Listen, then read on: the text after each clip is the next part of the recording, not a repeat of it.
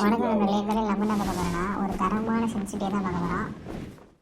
அது என்ன அப்புறம் தரமான சென்சிட்டிவ்லாம் கேட்டாதீங்க.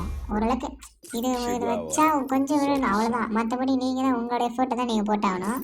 நான் ஒரு பேசிக் சொல்லி தரேன், நீங்கள் அதை வச்சு உங்களோட பெஸ்ட்டை கொடுங்க. அது மாதிரி என்னோட கேம் பிளே பார்த்துட்டு வாங்க.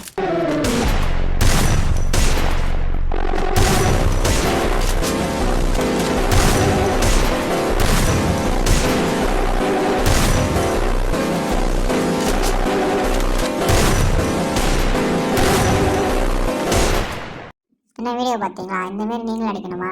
அதுக்காக தான் நான் வந்திருக்கேன். ஒன்றும் இல்லை, ஃபஸ்ட்டு நீங்கள் ஜென்ரல் சென்சிட்டி பார்த்துக்கோங்க.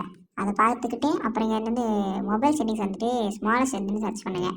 அதுக்கு முன்னாடி டெவலப்பர் ஆப்ஷன் ஒன்று ஆன் பண்ணிக்கோங்க. இதெல்லாம் பேசிக் தான், எல்லாருக்கும் தெரியும். ஸ்மாலஸ்ட் வந்தால் எல்லாருக்கும் ஒரு 360 இருக்கும். நீங்கள் அது வந்து ஒரு மினிமம் ஒரு 50 மட்டும் அதிகமாக வச்சுங்க. அதாவது 450க்குள்ளே வைங்க. மேக்ஸிமம் அதுவே என்ன கேட்டால் அதிகம்.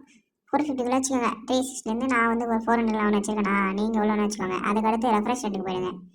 ஸ்க்ரீன் ரெஃப்ரெஷ் வந்து எல்லாருமே 120 எனபிள் இல்லைனா 120 எனபிள் பண்ணி வச்சுக்கோங்க. ஏன்னா அது வந்து உங்களோட டிஸ்பிளே ஸ்மூத்னஸ் அதிகப்படுத்தும். அப்புறம் கஸ்டமர்ஸ் அந்த வேறு ஆப்ஷன் வந்து இருக்காது சில மொபைலில். ஒருவேளை இருந்தால் நீங்கள் அந்த ஃப்ரீ ஃபயருக்கு 120 மாற்றிக்கோங்க.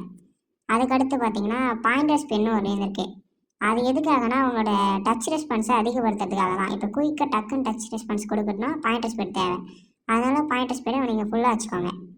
பார்த்தீங்களா, இதெல்லாம் ஃபஸ்ட்டு ஒரு பேசிக் மட்டும்தான். சென்சிட்டிவ்னு எடுத்து உங்களோட மொபைல் ஸ்பீடை பொறுத்த ஸ்பீடை மட்டும்தான். அப்புறம் ரெட் டாட் மட்டும் என்ன கேட்டால் டெசர்ட் யூஸ் பண்ணுற வேணும்னா கொஞ்சம் கம்மியாக வச்சுக்கோங்க. என்ன கேட்டால் அது பெட்டர். ஏன்னா லாங் ரேஞ்சுக்கு எப்பயுமே கொஞ்சம் கம்மியாக வச்சா தான் நல்லா விழும். ஷார்ட் ரேஞ்ச் ஆடும்போது கொஞ்சம் ஒரு 100 அப்படி வச்சுக்கோங்க. 100க்குள்ளே இங்கே லாங் ரேஞ்சு பண்ணி எடுத்திங்கன்னா. இதே ஷார்ட் ரேஞ்ச் ஆடுறதுனா கொஞ்சம் 100க்கு மேலே. அப்புறம் உங்கள் ட்ராக் ஸ்டைலில் எப்படி பண்ணுங்க. ஷார்ட்டில் ஆடுறீங்களா, யூ ஷேப்பில் பண்ணுங்கள். அதுக்கும் நான் ஒரு எக்ஸாம்பிள் லாஸ்ட்டில் போடுறேன். இதே நீங்கள் லாங் ஆடுறீங்களா, லாங்கில் ஒரு மிட் ரேஞ்ச் வரைக்கும் ஸ்ட்ரைட் ட்ராக் மட்டும்தான் பண்ணணும். இதை நீங்கள் மைண்டில் வச்சுக்கோங்க கரெக்டாக.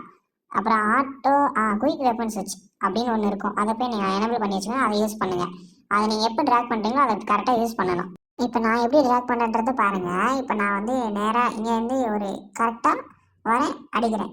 இப்போ நான் எப்படின்னா கரெக்டாக என் ஃபயர் பட்டனை பாருங்கள். கரெக்டாக நான் எப்படி ட்ராக் பண்ணுறேன்னா எப்படி யூ ஷேப்பில் ட்ராக் பண்ணுறேன். இதை மட்டும் நீங்கள் பார்த்து வச்சுக்கோங்க. நான் ஷார்ட்டில் இருக்கும்போது யூ ஷேப்பில் பண்ணுறேன். இப்போ இங்கே நான் லாங் ரேஞ்சுக்கு போகிறேன்னு வச்சுக்கோ. லாங் ரேஞ்சில் நேராகவே ட்ராக் பண்ணுறேன், நார்மலாக ட்ராக் பண்ணுறேன், அவ்வளோதான். அங்கே குயிக் வெப்பன்ஸ் வச்சு கரெக்டாக யூஸ் பண்ணுறேன். அதை நீங்கள் நோட் பண்ணுங்கள். குயிக் வெப்பன்ஸ் வச்சு கண்டிப்பாக யூஸ் பண்ணுமா அப்படின்னு கேட்டால் ஆமாம், கண்டிப்பாக யூஸ் பண்ணணும். ஏன்னா குயிக் வெப்பன்ஸ் வச்சு உங்களோட எய்மை கொஞ்சம் இன்க்ரீஸ் மேலே தூக்கி விடும், அவ்வளோதான். அது வந்து ஒரு ஹெட்ஷாட் பூஸ்ட் ஆக்குற மாதிரி தான். எல்லாத்தையும் சொன்னேன். நான் ஃபயர் பண்ண சைஸை சொல்லவே மறந்துட்டேன், சாரி. அது வந்து என்ன கேட்டால் ஒரு 35 to 45 வச்சுக்கோங்க. அது கொஞ்சம் பெட்டராக இருக்கும். அப்புறம் இந்த சென்சிட்டிவ் பார்த்துக்கோ. இந்த சென்சிட்டிவ் தான் வைக்கணும்னு கேட்டால் அப்படியே அதுவே வைக்கணும்ல. ஆனால் இந்த ரெட் டாட் பார்த்து வச்சுக்கோங்க. ரெட் டாட் வந்து நீங்கள் லாங் ரேஞ்சு கன் யூஸ் பண்ணுறீங்களா, இது ஒரு 100க்குள்ளே வச்சுக்கோங்க. ஷார்ட் கன்னா 100 கிட்டத்தட்ட 110 இதுக்குள்ளே வச்சுக்கோங்க. ஜென்ரல் கம்மியாக இருக்குன்னா நீங்கள் டிபி யூஸ் பண்ணிக்கோங்க. அதுக்கு வந்து உங்கள் மொபைல் கற்றுக்கிட்டு அது நான் தனியாக ஒரு வீடியோ கூட போடுறேன். இந்த வீடியோ இதோட முடிச்சிக்கலாம். Bye guys, see you, Tata.